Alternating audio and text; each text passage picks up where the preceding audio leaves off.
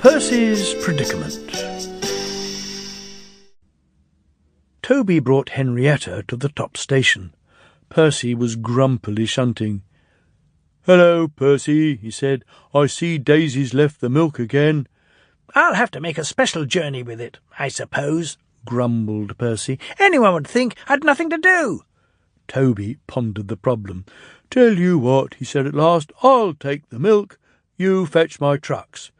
Their drivers and the station-master agreed, and both engines set off. They thought it would be a nice change. Percy trundled away to the quarry. He'd never been there before. "It's steep," he thought, "but I can manage. Trucks don't dare to play tricks on me now." He marshalled them in a lordly way. "Hurry along there," he said, and bumped them if they dallied. The trucks were annoyed. "This is Toby's place," they grumbled. "Percy's got no right to poke his funnel up here and push us around." They whispered and passed the word. "Pay Percy out." At last they were all arranged. "Come along," puffed Percy sharply. "No nonsense." "We'll give him nonsense," giggled the trucks, but they followed so quietly that Percy thought they were completely under control. They rumbled along the twisty line till they saw ahead the notice saying, "All trains stop to pin down brakes." "Beep, beep, beep," whistled Percy. "Brakes, guard, please."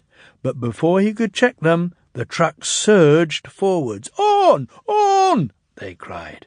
Percy, taken by surprise, could not stop them, and in a moment they were careering down the hill. "Help! Help!" whistled Percy.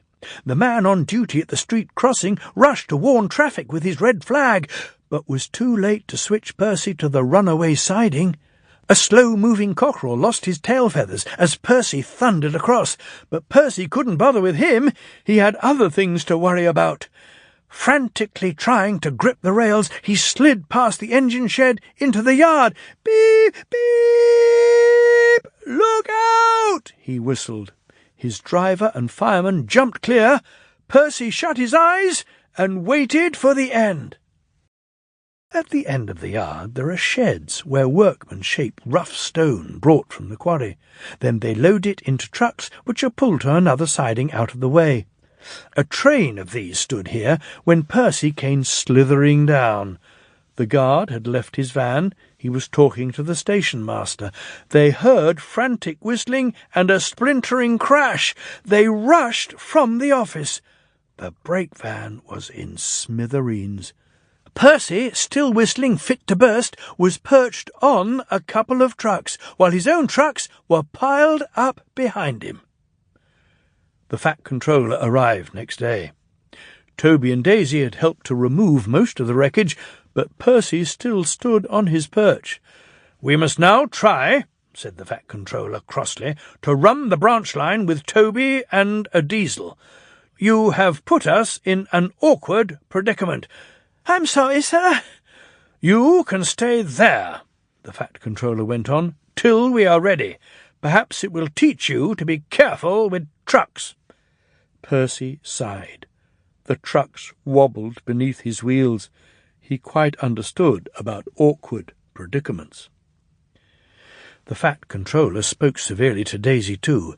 "My engines do not tell lies," he said. "They work hard with no shirking.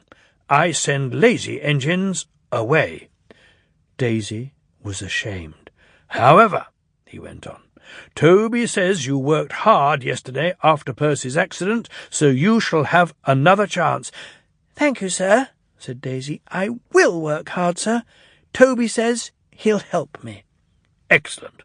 What Toby doesn't know about branch line problems," the Fat Controller chuckled, "such as, bulls, isn't worth knowing. Our Toby's an experienced engine." Thomas came back next day, and Percy was sent to be mended.